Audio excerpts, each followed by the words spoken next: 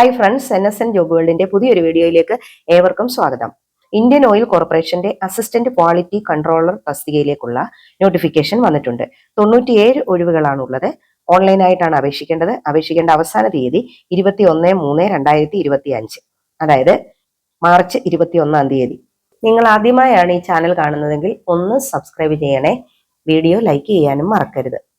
ഇനി നമുക്ക് വിജ്ഞാപനത്തിന്റെ വിശദാംശങ്ങളിലേക്ക് കടക്കാം. ആകെ 97 ഒഴിവുകളാണുള്ളത്. അതിനി എങ്ങനെയൊക്കെയാണ് ഡിവൈഡ് ചെയ്തിരിക്കുന്നത് നോക്കാം. ജനറൽ വിഭാഗം, അതായത് UR-ന് 45, SC വിഭാഗത്തിന് 13, ST വിഭാഗത്തിന് 6, OBC NCL വിഭാഗത്തിന് 24, EWS 9, PWBDക്ക് 10 ആയിട്ടാണ് ഡിവൈഡ് ചെയ്തിരിക്കുന്നത്. ഇനി നമുക്ക് എഡ്യൂക്കേഷണൽ ക്വാളിഫിക്കേഷനെ പറ്റി നോക്കാം. അംഗീകൃത സർവകലാശാലയിൽ നിന്നോ സ്ഥാപനത്തിൽ നിന്നോ MSc chemistry, inorganic or organic or analytical or physical or applied or industrial കെമിസ്ട്രിയിൽ ഇവയിൽ ഏതെങ്കിലും ഒന്നിലായിരിക്കണം MSc ബിരുദം വേണ്ടത്. MScയിൽ 60% മാർക്കോടെ പാസ്സായിരിക്കണം. SC ST PWBD എന്നിവർക്ക് മാർക്കിന്റെ പെർസെന്റേജ് 55%. ഇനി നമുക്ക് എക്സ്പീരിയൻസ് റിക്വയർമെന്റ്സ് നോക്കാം.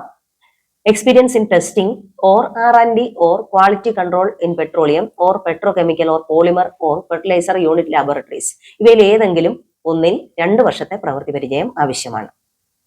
പ്രായപരിധി 30 വയസ്സാണ്. 28/2/2025 30 വയസ്സ് പൂർത്തിയായിരിക്കണം. ഇനി ഏജ് റിലാക്സേഷനെ പറ്റി നോക്കാം.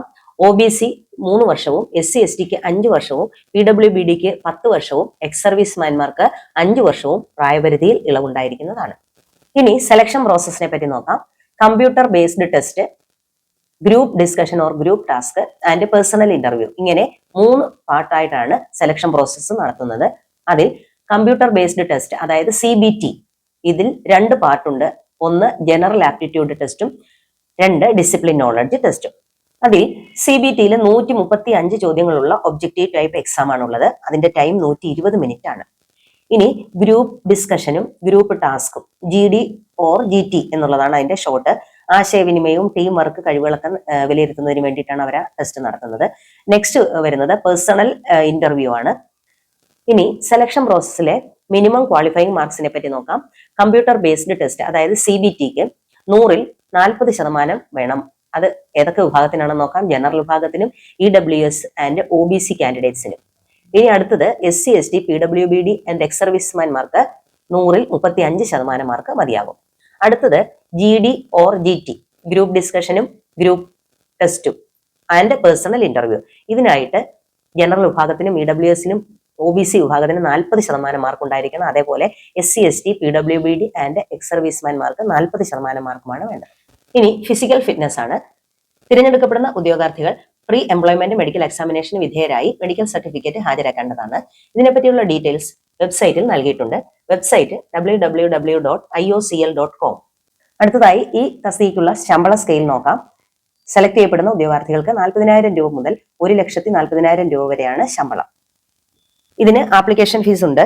ജനറൽ, OBC, EWS വിഭാഗങ്ങൾക്ക് 600 രൂപയും, അതേപോലെ SC ST PWBD എക്സ് സർവീസ്മാൻമാർക്ക് അപേക്ഷാ ഫീസ് ഇല്ല. അപേക്ഷാ ഫീസിൽ നിന്ന് ഒഴിവാക്കപ്പെട്ടിട്ടുണ്ട്. ഇനി എങ്ങനെയാണ് അപേക്ഷിക്കുന്നത് നോക്കാം. ഓൺലൈനായിട്ടാണ് ആപ്ലിക്കേഷൻ സബ്മിറ്റ് ചെയ്യേണ്ടത്. അപ്ലൈ ചെയ്യുന്ന ഉദ്യോഗാർത്ഥികൾക്ക് വാലിഡ് ഇമെയിൽ IDയും അതേപോലെ തന്നെ ഫോൺ നമ്പറും ഉണ്ടായിരിക്കണം. അപേക്ഷിക്കുമ്പോൾ ശ്രദ്ധിക്കേണ്ട കാര്യങ്ങൾ: 3 മാസത്തിനുള്ളിൽ എടുത്തിട്ടുള്ള colour passport size photo upload ചെയ്യേണ്ടതായിട്ടുണ്ട്. ഇതിന്റെ സൈസ് 50 KB മുതൽ 100 KB വരെയാണ്.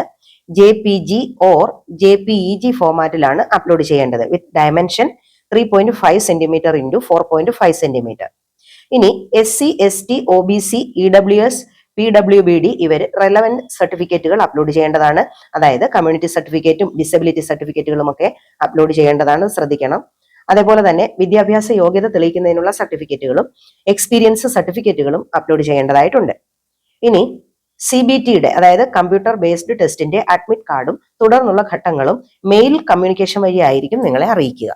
ഇത് ഓൺലൈനായിട്ടാണ് അപ്ലൈ ചെയ്യേണ്ടത്. Website www.iocl.com.